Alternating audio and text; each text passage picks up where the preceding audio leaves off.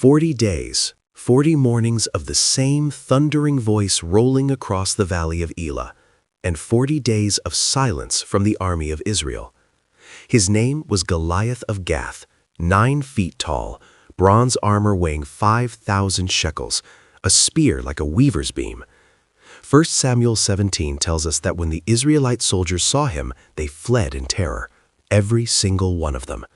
For 40 days, this giant stood in the valley and screamed the same challenge, "Send me your champion, fight me man to man." And for 40 days, not one soldier in Saul's entire army moved a single step forward. Then a shepherd boy showed up. David wasn't even supposed to be there. His father Jesse sent him to bring food to his brothers on the front line. But when David arrived and heard Goliath's voice, something ignited inside him that no one expected. He asked the men standing around him, "Who is this uncircumcised Philistine that he should defy the armies of the living God?" His own brother mocked him, "Go back to your sheep." But David went straight to King Saul. Saul tried to dress him in royal armor, a bronze helmet, a heavy coat of mail. David put it on, took one step, and took it all back off. He said, "I cannot walk in these. I have never tested them." He walked down to a nearby stream, reached in, pulled out 5 smooth stones, placed them in a shepherd's pouch, and walked toward the giant. When Goliath saw him coming, a boy, no armor, no sword, he laughed. He cursed David by his gods.